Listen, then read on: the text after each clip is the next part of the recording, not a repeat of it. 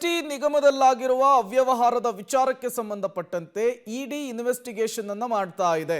ಇದರಲ್ಲಿ ಮಾಜಿ ಮಂತ್ರಿ ನಾಗೇಂದ್ರ ಅವರ ಬಂಧನ ಕೂಡ ಈಗಾಗಲೇ ಆಗಿರುವಂತದ್ದು. ಬಹುಕೋಟಿ ವಾಲ್ಮೀಕಿ ಹಗರಣ, ಮಾಜಿ ಸಚಿವ ಬಿ ನಾಗೇಂದ್ರ ಅವರ ಬಂಧನ ಆಗಿದೆ. ಕೆಲವೇ ಕ್ಷಣಗಳಲ್ಲಿ ನಾಗೇಂದ್ರ ಅವರಿಗೆ ಮೆಡಿಕಲ್ ಟೆಸ್ಟ್ ಆಗುತ್ತೆ. ಬೌರಿಂಗ್ ಆಸ್ಪತ್ರೆಯಲ್ಲಿ ಮೆಡಿಕಲ್ ಚೆಕಪ್ ಆಗುತ್ತೆ. ಮೆಡಿಕಲ್ ಚೆಕಪ್ ಬಳಿಕ ಕೋರ್ಟ್ ಮುಂದೆ ಮಾಜಿ ಮಂತ್ರಿಯನ್ನು ಹಾಜರುಪಡಿಸ್ತಾರೆ. ಜಡ್ಜ್ ಮುಂದೆ ಹಾಜರುಪಡಿಸಿ ಕಸ್ಟಡಿಗೆ ಕೇಳಲಿದೆ ಇಡಿ, ಅಂದ್ರೆ ಜಾರಿ ನಿರ್ದೇಶನಾಲಯ. ಈಗಾಗಲೇ ನಾವು ಹೈ ಪ್ರೊಫೈಲ್ ಕೇಸ್ಗಳಲ್ಲಿ ಗಮನಿಸಿದ್ವಿ. ದರ್ಶನ್ ಪವಿತ್ರ ಗೌಡ ಆಗಿರಬಹುದು, ಪ್ರಜ್ವಲ್ ಸೂರಜ್ ಆಗಿರಬಹುದು. ಅವರನ್ನ ಅರೆಸ್ಟ್ ಮಾಡಿದ 24 ಗಂಟೆಗಳ ಒಳಗಾಗಿ ಮ್ಯಾಜಿಸ್ಟ್ರೇಟರ್ನ ಮುಂದೆ ಹಾಜರುಪಡಿಸಬೇಕು, ನ್ಯಾಯಾಧೀಶರ ಮುಂದೆ ಹಾಜರುಪಡಿಸಬೇಕು. ಈಗ ಕೋರ್ಟ್ ಕ್ಲೋಸ್ ಆಗಿರುತ್ತೆ. ಹಾಗಾಗಿ ನ್ಯಾಯಾಧೀಶರ ಒಪ್ಪಿಗೆಯ ಮೇರೆಗೆ ಅವರ ನಿವಾಸಕ್ಕೆ ಕರೆದುಕೊಂಡು ಹೋಗಿ ಈಗ ನಾಗೇಂದ್ರ ಅವರನ್ನ ಪ್ರೆಸೆಂಟ್ ಮಾಡ್ತಾರೆ. ಆ ಸಂದರ್ಭದಲ್ಲಿ ಇಡಿ ನಮ್ಮ ವಶಕ್ಕೆ ಕೊಡಬೇಕು ಅಂತ ಕೇಳ್ಕೊಳ್ಳುತ್ತೆ. ನ್ಯಾಯಾಧೀಶರು ಸಹಜವಾಗಿ ಯಾಕೆ ಕೊಡಬೇಕು ಅಂದಾಗ ಈ ಪ್ರಕರಣದ ಗಂಭೀರತೆಯ ಬಗ್ಗೆ ತಿಳಿಸುವಂತಹ ಕೆಲಸವನ್ನು ಮಾಡ್ತಾರೆ. ಅದಾದ ಮೇಲೆ ನ್ಯಾಯಾಧೀಶರು ಇಷ್ಟು ದಿನಗಳ ಕಾಲ ಅಂತೇಳಿ ಕಸ್ಟಡಿಗೆ ಕೊಡ್ತಾರೆ. ಅದಾದ ಮೇಲೆ ಇಡಿ ವಿಚಾರಣೆಯನ್ನ ಆರಂಭಿಸುತ್ತೆ. ಮತ್ತಷ್ಟು ಡೀಟೇಲ್ಸ್ ಅನ್ನು ಕೊಡ್ತಾರೆ ನಮ್ಮ ಪ್ರತಿನಿಧಿ ನರಸಿಂಹಮೂರ್ತಿ, ನೇರ ಸಂಪರ್ಕದಲ್ಲಿ ಜಾಯ್ನ್ ಆಗಿದ್ದಾರೆ. ನರಸಿಂಹಮೂರ್ತಿ, ಈಗ ನ್ಯಾಯಾಧೀಶರ ಎದುರು ಪ್ರೆಸೆಂಟ್ ಮಾಡುವ ಮೊದಲು ಮೆಡಿಕಲ್ ಟೆಸ್ಟ್ಗೆ ಒಳಪಡಿಸಬೇಕಾಗುತ್ತೆ ಮಾಜಿ ಸಚಿವರನ್ನ. ಅದಕ್ಕೆ ಬೇಕಾದಂತಹ ಸಿದ್ಧತೆ ಜೊತೆಗೆ ಎಷ್ಟು ಗಂಟೆಗೆ ನ್ಯಾಯಾಧೀಶರ ಎದುರು ಹಾಜರುಪಡಿಸುವಂತಹ ಸಾಧ್ಯತೆ ಇದೆ, ಏನೆಲ್ಲ ಡೀಟೇಲ್ಸ್ ಸಿಗ್ತಾ ಇದೆ ಅಂತ?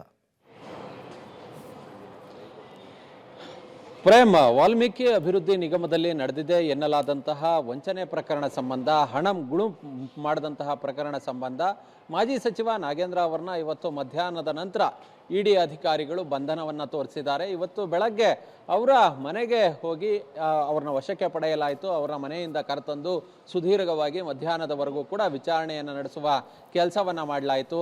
ಆದರೆ ಮಧ್ಯಾಹ್ನದ ಬಳಿಕ ಏಕಾಏಕಿ ಯಾವ ಬೆಳಗ್ಗೆಯಿಂದ ವಿಚಾರಣೆಯನ್ನು ನಡೆಸಿದಂತಹ ಸಂದರ್ಭದಲ್ಲಿ ಸಮರ್ಪಕ ಉತ್ತರಗಳು ಬಾರದ ಹಿನ್ನೆಲೆಯಲ್ಲಿ, ಒಂದಷ್ಟು ತಪ್ಪು ಉತ್ತರಗಳು ಬಂದಂತಹ ಹಿನ್ನೆಲೆಯಲ್ಲಿ, ಮತ್ತೆ ಈ ವಂಚನೆ ಪ್ರಕರಣದಲ್ಲಿ ಇವರ ಆರೋಪ ಏನಿದೆ, ಇವರ ಪಾತ್ರ ಏನಿದೆ, ಇದು ಸಾಬೀತಾದಂತಹ ಹಿನ್ನೆಲೆಯಲ್ಲಿ ಮಧ್ಯಾಹ್ನದ ನಂತರ ಅರೆಸ್ಟ್ ಮಾಡುವ ಕೆಲಸವನ್ನು ಮಾಡಲಾಯಿತು. ಇದೀಗ ಅಂದರೆ ಈಗಾಗಲೇ ಸಮಯ 11 ಗಂಟೆ ಕಳೆದಿದೆ.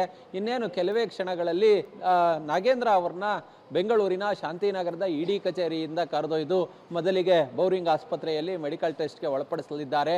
ಆ ಬಳಿಕ ಈಗಾಗಲೇ 24 ಗಂಟೆಗಳ ಸಮಯಾವಕಾಶ ಇದೆ. ಹೀಗಾಗಿ ನ್ಯಾಯಾಧೀಶರಿಂದ ಪರ್ಮಿಷನ್ ಅನ್ನು ಪಡೆದುಕೊಳ್ಳಲಾಗಿದೆ. ನ್ಯಾಯಾಂಗ ಬಡಾವಣೆಯಲ್ಲಿರ್ತಕ್ಕಂತಹ ಜನಪ್ರತಿನಿಧಿಗಳ ನ್ಯಾಯಾಲಯದ ವಿಶೇಷ ನ್ಯಾಯಾಧೀಶರ ಮುಂದೆ ಹಾಜರುಪಡಿಸಿ ಪೊಲೀಸ್ ಕಸ್ಟಡಿಗೆ ಪಡೆದುಕೊಳ್ಳೋದಕ್ಕೆ ಸಿದ್ಧತೆಯನ್ನು ಇಡಿ ಅಧಿಕಾರಿಗಳು ಮಾಡಿಕೊಂಡಿದ್ದಾರೆ. ಹೀಗಾಗಿ ಇನ್ನೂ ಟೈಮ್ ಇದೆ. ಹೀಗಾಗಿ ನ್ಯಾಯಾಧೀಶರು ಎಷ್ಟೊತ್ತಿಗೆ ಟೈಮ್ ಕೊಟ್ಟಿರ್ತಾರೋ ಅಷ್ಟೊತ್ತಿಗೆ ಕರೆದುಕೊಂಡು ಹೋಗೋದಕ್ಕೆ ಸಿದ್ಧತೆಗಳನ್ನು ಮಾಡಿಕೊಳ್ಳಲಾಗಿದೆ. ಹೀಗಾಗಿ ಇವತ್ತು 11 ಗಂಟೆಯ ನಂತರ ಕರೆದುಕೊಂಡು ಹೋಗಬಹುದು ಅನ್ನೋ ಒಂದು ಮಾಹಿತಿಗಳು ಲಭ್ಯವಾಗಿತ್ತು. ಹೀಗಾಗಿ ಅಲ್ಲೂ ಕೂಡ ಅಂದರೆ ನ್ಯಾಯಾಧೀಶರ ನ್ಯಾಯಾಂಗ ಬಡಾವಣೆ ಏನಿದೆ ಅಲ್ಲೂ ಕೂಡ ನ್ಯಾಯಾಧೀಶರ ಮನೆ ಮುಂದೆ ಒಂದಷ್ಟು ಭದ್ರತೆಗಳನ್ನು ಮಾಡಿಕೊಳ್ಳಲಾಗಿದೆ. ಅದ್ರ ಜೊತೆಗೆ ಬೌರಿಂಗ್ ಆಸ್ಪತ್ರೆಯಲ್ಲೂ ಕೂಡ ಒಂದಷ್ಟು ಭದ್ರತೆಗಳನ್ನು ಮಾಡಿಕೊಳ್ಳಲಾಗಿದೆ. ಇನ್ನು ನಾಗೇಂದ್ರ ಅವರನ್ನ ಇಡಿ ಕಚೇರಿಯಲ್ಲಿಟ್ಟು ಶಾಂತಿನಗರದ ಇಡಿ ಕಚೇರಿಯಲ್ಲಿ ವಿಚಾರಣೆಗೆ ಒಳಪಡಿಸುವ ಕೆಲಸವನ್ನ ಇಡಿ ಅಧಿಕಾರಿಗಳು ಮಾಡ್ತಿದ್ದಾರೆ. ಪ್ರೇಮ್, ನರಸಿಂಹಮೂರ್ತಿ ಹಾಗೆ ಸಂಪರ್ಕದಲ್ಲಿರಿ.